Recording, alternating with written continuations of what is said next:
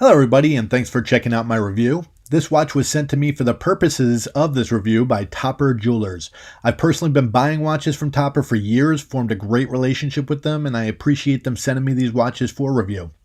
Topper Jewelers are authorized dealers of numerous brands including Casio, Seiko, Grand Seiko, Omega, and many others. They sell brand new, pre-owned, and they open up pre-orders for brand new or rare releases on their website. So go to topperjewelers.com, enter in the discount code DougFNJ15 for 15% off on this watch that I'm reviewing, plus an extra bonus for a limited time while supplies last, or call 888-730-2221. I'll also add those details below in the video in the description. Thank you very much, Topper Jewelers, for supporting my channel, and now on to the review.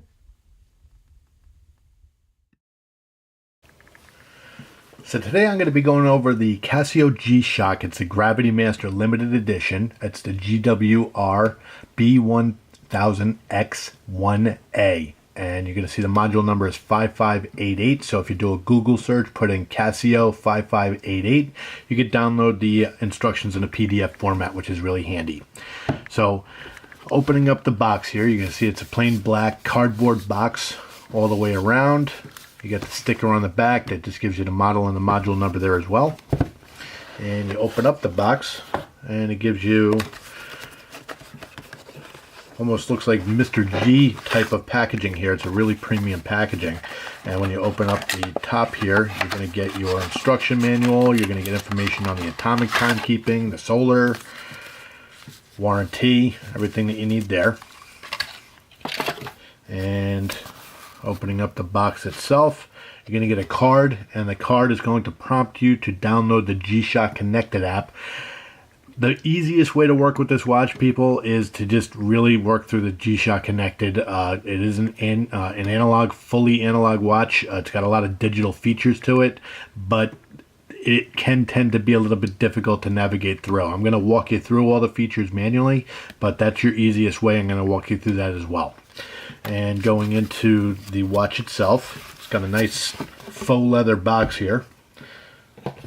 Again, real good premium packaging, so it gives you the writing on the top. It's black all the way around on all corners of the box here. And you open it up, and you have your tag. It gives you all the information on the watch, including the module there as well. And then you have the watch.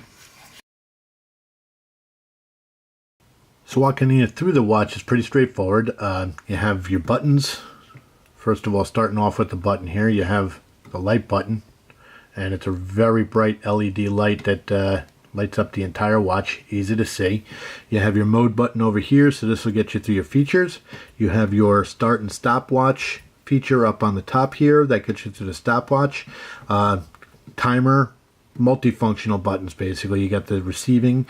The receiving will tell you if it did receive a time signal, or it'll also tell you if you received it from your phone as well.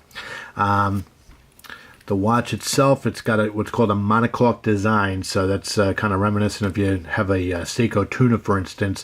What it means is there's no screws back here. There's no 4 screws. It's not a screw down. It's 200 meter water resistant, and your screws are actually on the front here. The design itself it uses a very strong carbon material throughout the watch. A lot of carbon fiber around the dial, around the face of the watch, and also on the inserts on the actual band, which is a nice soft band. It's got a lot of flexibility to it. It's a very comfortable band. All the buttons are all knurled, so it's easy to operate with, easy to work with. The keeper's metal. It's like a DLC coating. The buttons have a rose gold finish to them, along with the screws and the indices on the inside here. The loom is also very good, very well lit. And the 12 o'clock sub-dial, it gives you the day of the week on the left side. It gives you the battery power on the top, and then it gives you the modes on the right side. The 6 o'clock sub-dial, it gives you 12 hours dual time, and that little dial that's within the sub-dial, that gives you 24-hour time on that second dual time zone as well.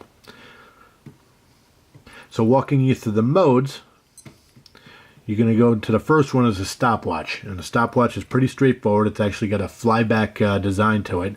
So you press the start stop button, and the nice thing is you'll notice it's a 6 o'clock. It's zeroing itself out, but you don't have to wait for it to zero out before you're able to set your stopwatch. So you see the seconds hand is moving. And where the flyback design works is you press the bottom button here and it's going to fly back to the start, but it's not going to restart. What it's going to do is it's going to start a second time. And then if you want to track what those timers are, then you can go into the GShock app when you're using that. So it's a very handy feature there. And to stop it, you just press the start button. And if you want to reset everything, when it's in stop mode, you press the button again and it goes to the 12 o'clock. The countdown timer, it goes backwards. So for instance, right now I have it set up for 3 minutes.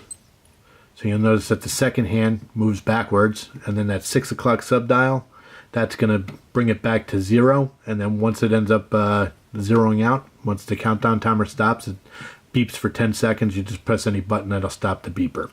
If you want to set that stopwatch, so we can go back to 0 here, what you do is you unscrew the crown and pull it to the first click. And what you can do is on the bottom you set it in 1 minute increments, and you can go up to 24 hours on both the countdown timer and the stopwatch. Once you have it set, you press the crown in, you hear the beep, and you're good to go. Close it up. And one thing with any screw-in crown design, you always want to make sure that you're not going to cross thread it, so you always kind of push it in, take it backwards, hear the audible click, and then you turn it to screw it in. So this way you don't worry about hurting the watch. Third feature here, the alarm. So the first thing you're going to see, the second hand is going to move to the left side here. So what you can do is you press the button on the bottom, that turns it off, and that turns it on. So anytime you do that, it'll go up and down. And then the same thing, when you want to set that up, you go to that first click and you use the 6 o'clock subdial, and that could set the alarm timer for you.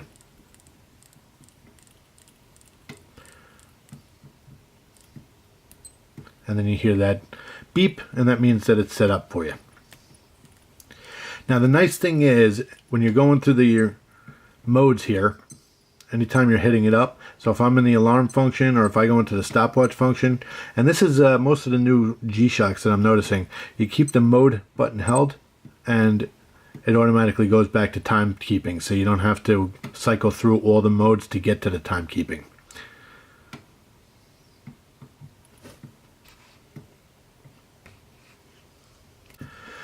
Alright, so now we're going to get to setting the watch. So once again, you unscrew the crown.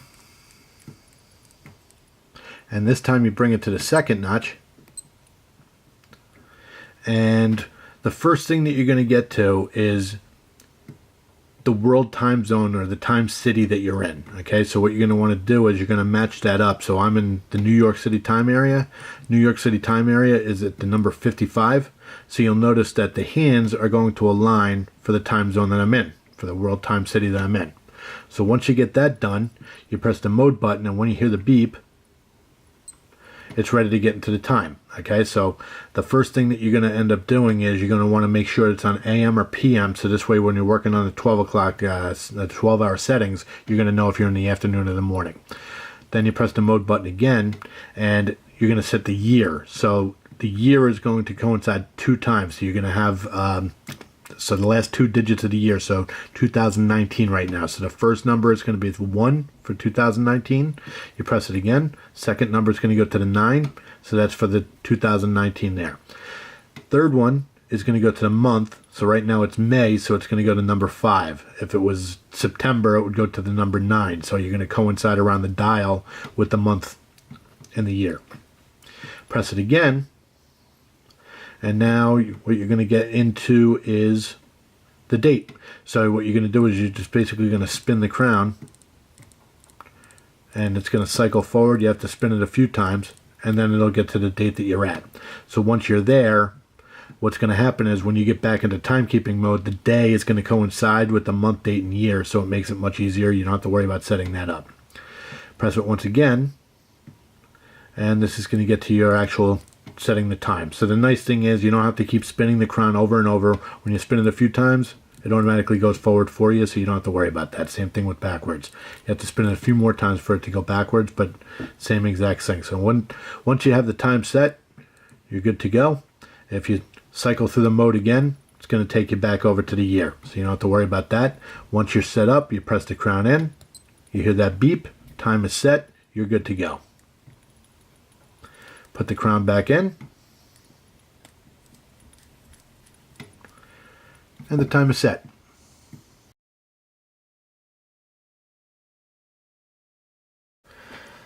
Alright, so now we're going to get into the Casio G-Shock Connected application. I'm going to use this for my iPhone, and going into the application you're going to see a little animation come up, and then it's going to go to the main screen here. So to pair it is really straightforward, and all the settings are pretty easy to work with. You're going to go to the GWR-B1000 or whichever watch you're going to be pairing it with, and it's going to give you instructions automatically. So you can either view the guide, and it's going to walk you through everything on the watch. In this case, I already walked you through everything. So what you're going to do is you're going to hold on and wait for the confirmation on the watch, the receiving button. Once you get that confirmation on the beep, you're going to register the watch to the app. It's a prompt on the screen that you see there. And then you get the confirmation that everything's paired up. Registration was successful. So now you can work with everything. So right off the bat, now this is already connected with it, so there's no need, but basically you're going to notice right off the bat a little disclaimer. You don't have to worry about that. It's just talking about China and their FCC rules with GPS. But when you're going into the application initially, it sets it up automatically to match the time with your phone. So that makes it nice and easy. The default setting right off the bat is a flight log. That's primarily for pilots, and it's when they're traveling around the country at the points that they stop at, it just logs where they've flown to. There's a group setting in there too, so multiple pilots could do that. But I'm going to be going into the world time section here, and in the particular case right now we have the primary time being New York, the secondary time being New York. So if I set in and I hit the world time to be, for instance, Rio de Janeiro, and I set the city to this watch, you can confirm it right on the screen, and it's automatically going to, if you look at the 6 o'clock subdial, it's going to change to the Rio de Janeiro time. Then you get the confirmation on the watch, and it brings you back to the regular screen here. So now from the app, you'll see the two arrows to the left and right of the world time and the home time. You could switch by pressing those two arrows, and it's going to switch it over, and then you're going to notice that the hands are going to move on the primary dial to the times for Rio de Janeiro. The 6 o'clock subdial is going to turn over to the second time zone, and everything gets set automatically when you press it on the screen to do so.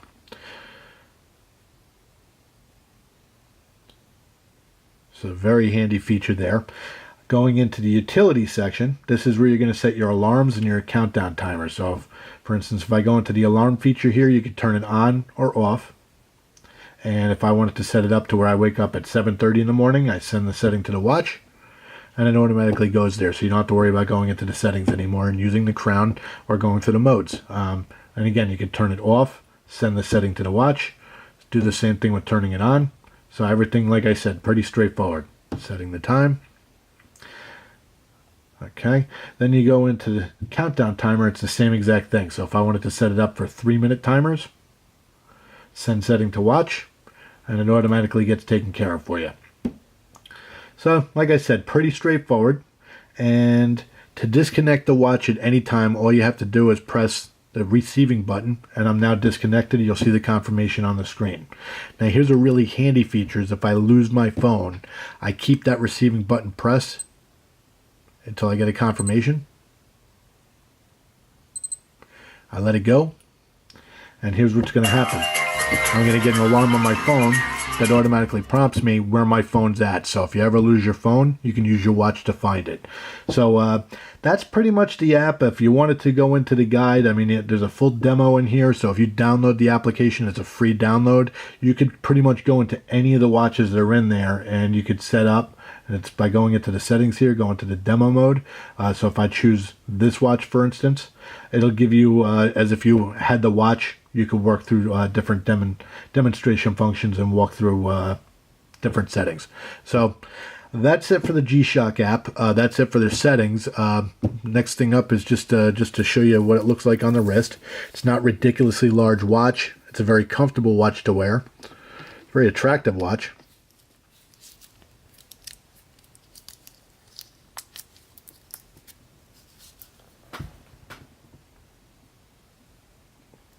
It's not too thick. I would say it probably wears more like a frogman.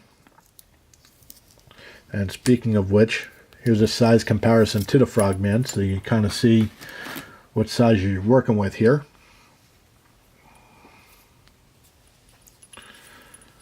Pretty much the same size. It's just maybe slightly thinner. So I want to thank you again for watching my review. Glad to be back. I want to thank Topper Jewelers again for allowing me to work with this watch. Please feel free to subscribe. Check out a really great website, www.watchuseek.com. So it's watch letter U seek.com. I'll put that in the description below as well. Thank you again for watching and have a great day.